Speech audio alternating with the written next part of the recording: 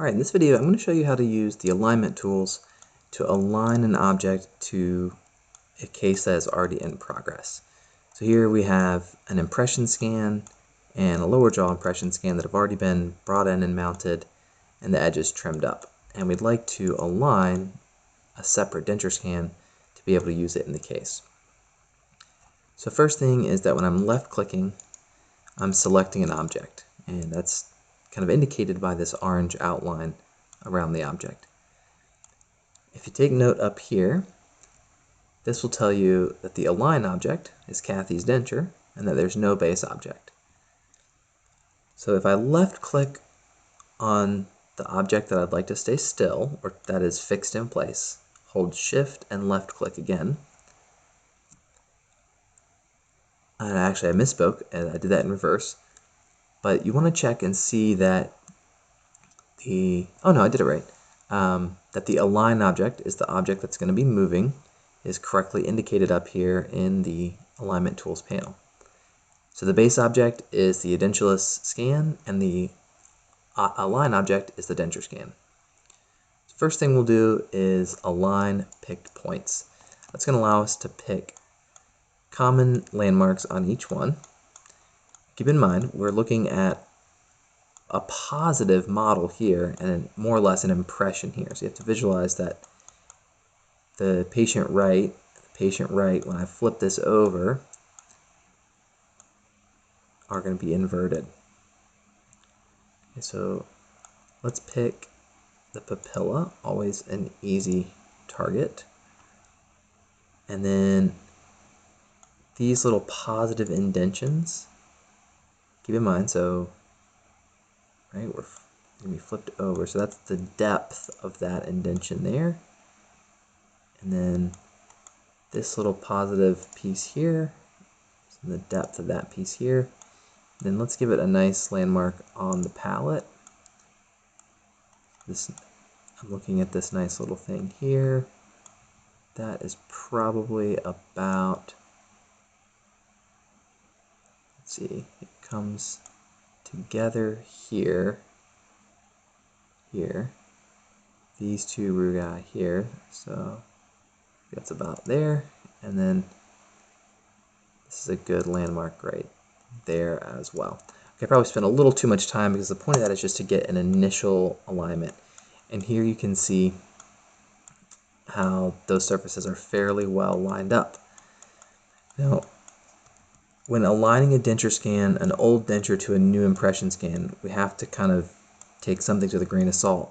I mean, there could very well have been some resorption. So what I did here is I did Alt-B, left click and drag, just to take a peek to kind of see what I expect. Okay, so let's make sure that you haven't clicked anywhere, that you still have the correct objects selected. And let's click ICP Align Redraw after making sure that we've chosen rough as the preset. So here we go. We'll click this and we'll get a little little menu popped up on the screen that kind of tells us that we are aligning. And so now it looks like the ridges are aligning pretty well. So I'm going to go Alt-B again. And yeah, I'm going to say that's doing pretty well. Assuming that you have to pick the region that you think represents the most accurate overlap. So if we were concerned about resorption or major changes, I'll kind of show you how you can filter that out later. Okay, so let's just choose medium, and you'll see that the iterations are going to go a little bit more slowly. It's also going to be a little bit more stringent in what it chooses to align with.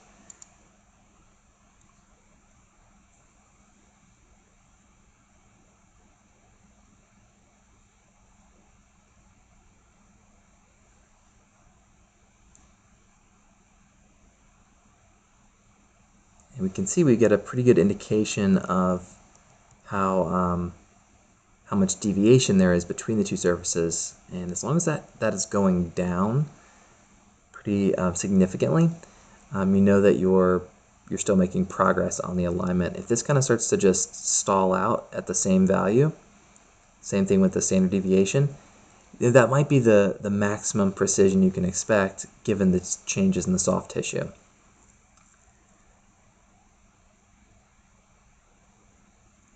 So yeah, I haven't seen much change below 0.13 here, so I think this has kind of found its stable point. Okay, so let's do Alt-B and look again. And yep, and that's probably about what we can expect, because it looks like the ridges are pretty well lined up here, but there's still a little space in the palette. So if we snapped the palette more tightly, we'd get differences at the ridge. If we align the ridges, we're going to have differences at the palette. So I'll check it front to back as well and see if there's any tilt there. So yeah, we're above it here, below it here, and above it here. And so that's, to me, that says, okay, the denture and the soft tissue just have some discrepancies. So I would typically stop about here. Now this is different than aligning, you know, two dentate models teeth to teeth. That we're going to expect like way better precision. I'll probably make another video on that. So just one last thing. Let's say you did want the palette to be the driving factor in the alignment. Okay, I'm going to left click on the target object or the align object. And I'm going to click Paint to Include, and it's going to take me into this painting mode. I'm going to paint the areas, hit F on my keyboard to make my brush bigger. I'm going to paint the areas that I want to be in the calculation here.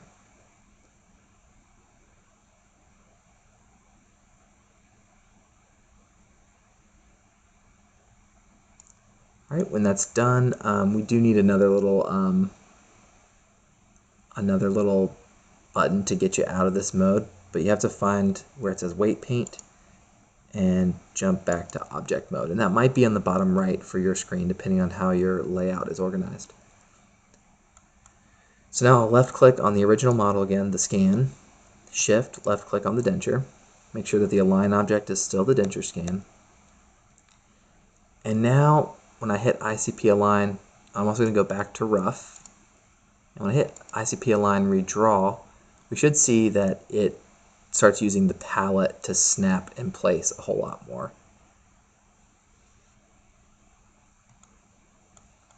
Okay, and if we come over here and we go Alt-B, you can see now the palette is tightly aligned, and we can see that there's spaces on the ridges. And that probably makes sense, right? We have resorption in the new impression compared to the old denture. But this to me looks like we actually have a better overall registration. So if the palette is a landmark that's stable or static over time, the palette can be the better place to do your alignment.